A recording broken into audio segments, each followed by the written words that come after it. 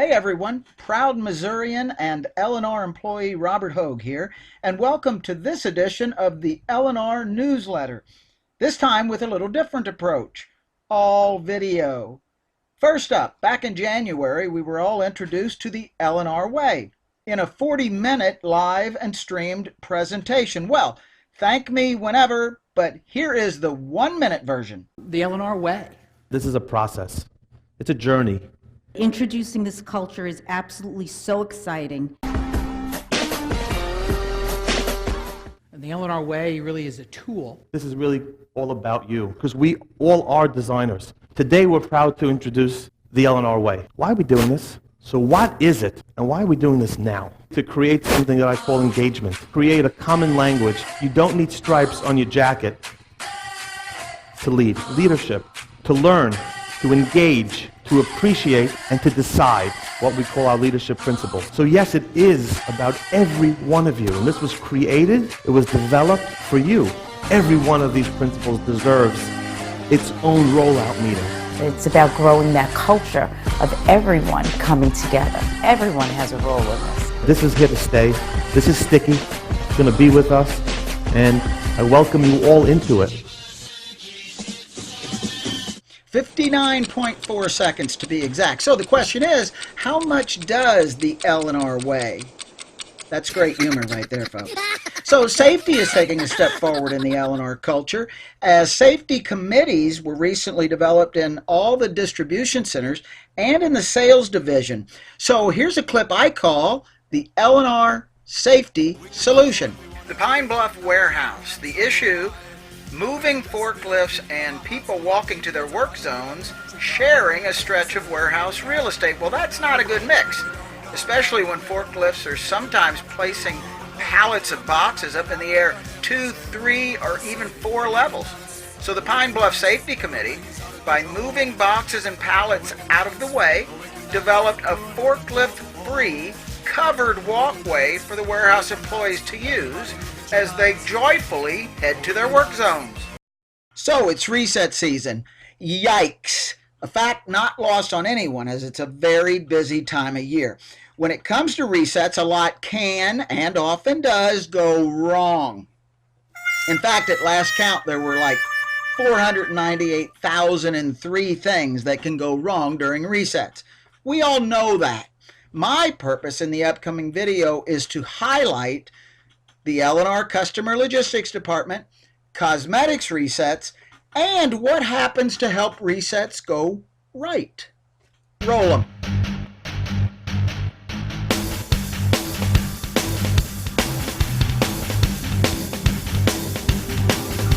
L&R employees resetting a cosmetics set with new product, fixtures, and graphics. A common occurrence with L&R distributors. What will this set look like as the crew finishes?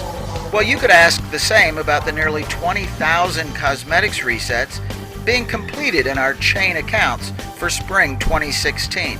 And the answer depends on a lot of things, as a lot of different L&R departments and employees are involved in the reset process, right down to the brave souls who actually complete the resets out in the stores.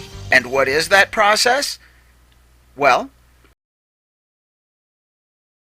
this is home to what has to be called the hub, the nucleus of all things L&R resets. The Customer Logistics Department. Here you'll find the Director of Customer Logistics, the patient but persistent Kathy Mara, and Karina Barrett, the Customer Logistics Manager, and a group of hard-working logistics specialists. Customer logistics responsibilities are many and go well beyond resets. But resets for chain accounts and independents are a major focus. The reset process for spring 2016 cosmetics resets actually began a full half year earlier, in summer 2015, when vendors are asked to supply the new planograms 4 months in advance of the resets. Once those planograms arrive, logistics team members upload every planogram size and variation as a separate file. Provide SKU information so warehouses can plan for the slotting of the new items and labor needs during the reset season. Establish discontinued items lists and add delete lists. Review each chain's grid for accuracy. Meanwhile, account managers play an integral role in this process. With the unique nuances that come with each account, constant communication with logistics and the delivery of accurate, timely information are key. Account managers supply information on who's going to complete their accounts resets, when they are to be completed, any cosmetic wall changes or updates that may occur during the spring resets. Ultimately, account managers are responsible for the successful completion of the resets in their accounts. Account managers are asked to deliver their accounts reset schedules 10 weeks ahead of time. With that information keyed in the grid, POs for a reset product are created based on each store's reset schedule. All the above efforts allow the approximately 1.5 million units of new cosmetics items to efficiently and quickly cycle through the distribution centers. Product arrives and sits for weeks in the DC? Inefficient. Product arrives late into the DC and thus late into the stores? Inefficient and maddening. Kathy is calm but relentless in getting answers and solving issues because her department feels so responsible for the success of the resets. So when might someone hear screams coming from the logistics department? Wrong planogram information? Late delivery of reset schedules, late changes to reset schedules, and of course those rare customer logistics errors. So back to the Harris Teeter store. The reset is now complete, and sure enough, it looks great. The product and update kits arrived in time, and the reset crew, whether L&R employees or a third party, did a great job completing. Their part is certainly understated in this video, but that's for another day. Everyone at L&R did their part, and it shows. Now we just have to repeat that 20,000 times. Back to customer logistics and some final thoughts. So how does logistics feel about their role in resets? We are colleague strengthened. We are avid learners. We are intentional. We are relentless. We are proactive. We are designers. Just keep in mind, there are resets in our SHA division, our BSP division, all kinds of divisions, and there are certainly all kinds of resets on categories other than cosmetics. It's crazy. A few final thoughts.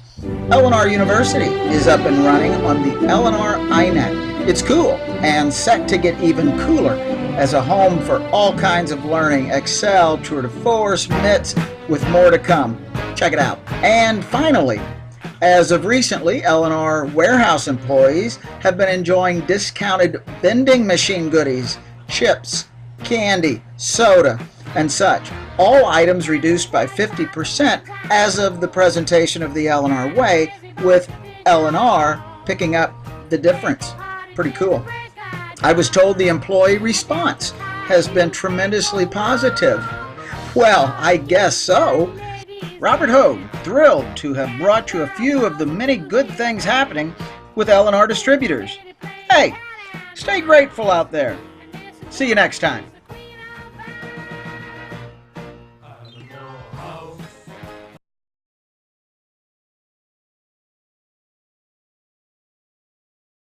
Hi, my name is Mark Bogner. I am the CEO here at L&R Distributors. At the L&R Way rollout event, we introduced and went quite deep in discussing our why, or a designer of the ultimate shopping experience for our customer's customer. We also went into and spoke briefly about our core leadership principles around the L&R Way, which is really the how.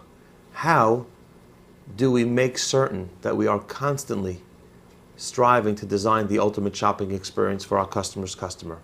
So we introduced the 10 leadership principles, and in order to really reflect on those and to get very intentional about each one of our principles so that we all can execute on designing the ultimate shopping experience for our customers, what we're going to do is each month for the next 10 months introduce each one of those principles and give it a good amount of time and explanation so that we can have a good understanding, which will again help us in the how. How do we design the ultimate shopping experience for our customer? So the first principle I'd like to start with is the principle of gratitude, being grateful. And in our L&R Core Leadership Principles document, we defined grateful as we always go big. We begin in gratitude. And we further explain, we look at every person, opportunity, and challenge through the eyes of gratitude. Being in gratitude creates the right environment and energy for optimal creativity and growth. We celebrate progress and learning, even those attempts that produce more and less than expected. So gratitude can be explained in so many different ways. But I'd like to talk a little bit about gratitude and in how does it apply to a leadership principle. And if you remember, just to review a bit, we talked about leadership principles, and at the L&R Way rollout, we talked about each one of our principles will be around leading, or lead, which stands for learn, engage, appreciate, and decide. So the principle of gratitude is certainly around the A, which is appreciate. The principle of gratitude, and when we look at the principle of gratitude and we look at every person and opportunity and challenge through the eyes of gratitude, what that's really saying, it's saying let's go one step up from grateful for, things that we're grateful for, because when we talk about being grateful for, we're really talking about ourselves. I'm grateful for for I, for our, and in terms of gratitude, we're talking here in gratitude about a person, an opportunity, and I'll explain a little bit further. There is a higher level of gratitude that we can strive for and is in line with the L&R Way. Expressing gratitude in doing something for someone else with no expectation in return. So let me give some examples of that. If I'm a replenisher in one of our warehouses, and I'm going to be putting boxes of product, cases of product in a picking location, do I cut that box open, or do I just do my job, put the boxes, record the transaction, and move on? So if I'm going to cut that box open, that next person in the process, which would be a picker to come pick from that location, how much easier am I making it for that next person to do their job?